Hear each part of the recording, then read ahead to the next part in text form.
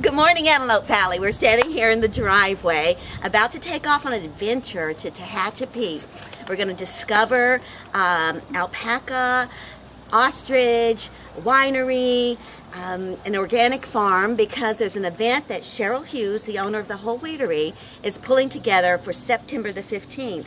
It's called Farm to Fork, and we're going to understand what it takes to grow our food organically and then bring it to the table. Great day ahead of us.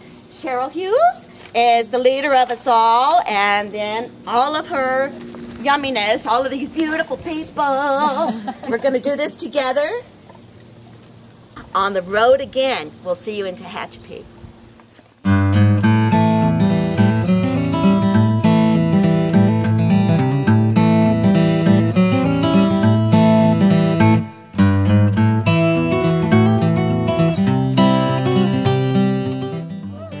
Thank you guys so much for coming out. We love to have you guys here. Anybody from Lancaster, Palmdale, Bakersfield, we love to have you guys up here.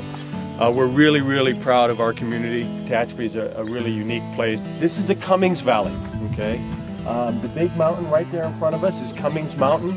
The biggest peak we have here is that peak right over that way, and that's Tehachapi Mountain. That's about 8,000 feet. We're at about 4,100 feet right here at the ranch. Back in the 20s, this was all cattle country, okay? And there were two brothers, the Sprinkle brothers, that lived in this valley. One of them actually lived right up there in our ranch house. The other brother lived all the way on the other side of the valley in a big white house on the other side, and they purposely built these houses so they could watch their cattle. That right down there, that big metal building down there, was actually an airplane hangar, and they would fly airplanes in and then park the planes right in the hangar. There's a fuel tank there, and pump and everything is still in there. And once they got to the 40s, the brothers had to go off to war, right? World War II. And then they brought in the rest of their family from San Francisco. Well, come 1989, we bought this property here. And in 1992, we started out as an ostrich ranch. Now, this valley is a really fertile valley. A lot of organic farming takes place here, okay, plus sustainable farming. We have 2 alpaca ranches, one of which we're going to go to today. We have wineries, one of which I'm going to take you to. I think we might wind up going to the other winery too, right? I'm not sure how that's all going to shake down. We already almost went. So let's go ahead and talk about what we got here.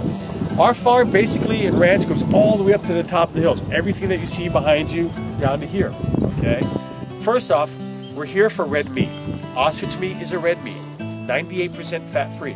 It's lower in fat and calories than turkey and chicken. In fact, it's half the fat of turkey. We use every part of the bird that we possibly can. Ostriches have a fat pocket in them. We take that fat pocket, we send it to an FDA lab in Oklahoma, and they make it into oil and lotions that you guys now carry in your store. The oil and lotions dates back thousands of years. Ostrich meat is a red meat. It's 98% fat-free. It's lower in fat and calories than turkey and chicken. In fact, it's half the fat of turkey. Okay, so that's what we're here to do, make meat. The other part of what we do is we use every part of the bird that we possibly can. Take the feathers from the birds. We clip the feathers from the birds about once a year. We select the feathers, then we send them off to be made into feather dusters. Okay, everything is made either in Tehachapi or in the United States. We don't farm anything out to any foreign countries or anything like that. Okay, so those feather dusters are actually made in Washington, and we ship our feathers there. Then, of course, we have the leather from the ostrich, and if you're familiar with Louis and Gucci, right? You've probably seen ostrich skin purses that are selling for about $1,000, $800, $1,000 a piece. So that's the other product. We get anywhere between 14 to 15 square feet of leather off of an ostrich. Okay. Then, of course, there's the egg. We sell the edible eggs to Whole Foods in Northern California. We're in Cupertino, San Rafael, those places. Maybe we'll wind up at Whole Wheatery. We haven't even talked about that. So, and so we ship those eggs, and we've been doing that for a long time. We ship eggs to restaurants in Carmel by the sea, all over the United States, right here from the ranch.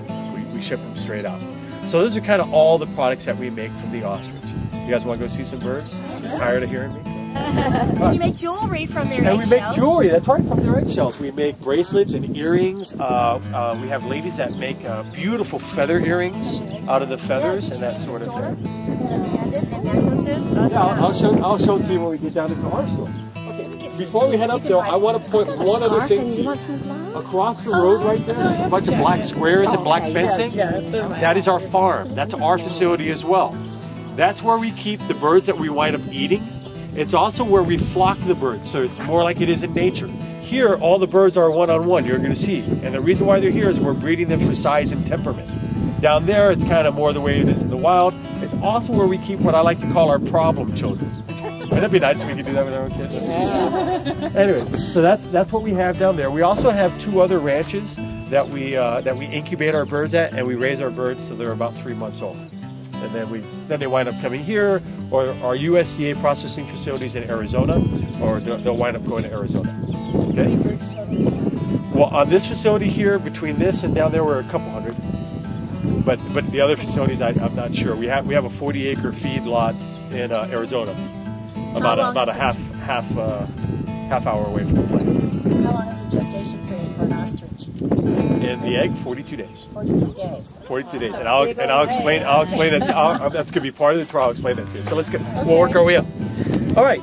Well, ostriches come from Africa, and basically we have 3 types of ostriches here on the ranch. From a country called Tanzania, you guys have probably heard of Tanzania, come the biggest, baddest birds on the planet. They're called reds. They stand about 10 feet tall. They weigh 500 pounds.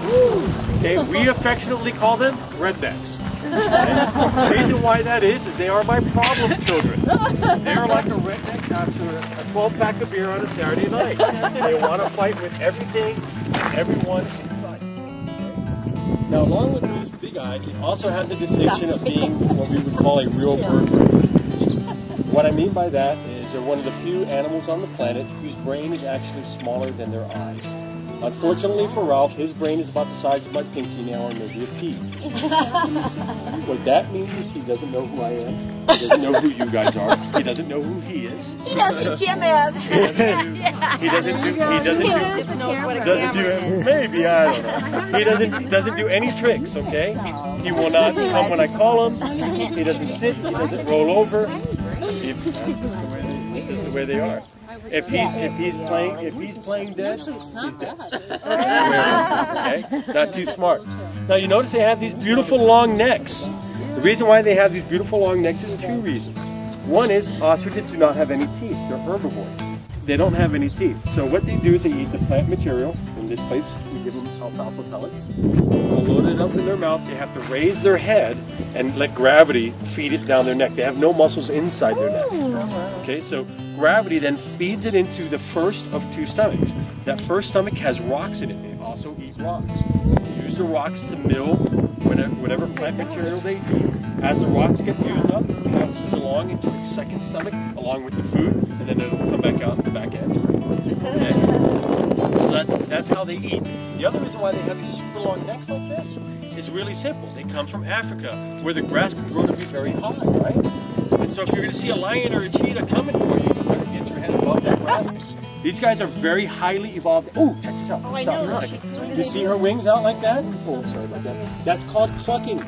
She was doing her female mating. That's her female mating. There she is. Her female. She likes Brian. Apparently. He's tall. He's tall. That's why he's as tall as her. That's it. You got a new friend. So yeah, there you go. So that is so cute, isn't it? And of course, like a typical man, he's not paying any attention. Brian, she's coming. You go get him, girlie. Oh, she's lifting her skirt up. Now, if you guys can see on the inside of her wing, you can actually see where there used to be a finger before they evolved into these wings. There's a big drumstick right there. Yeah.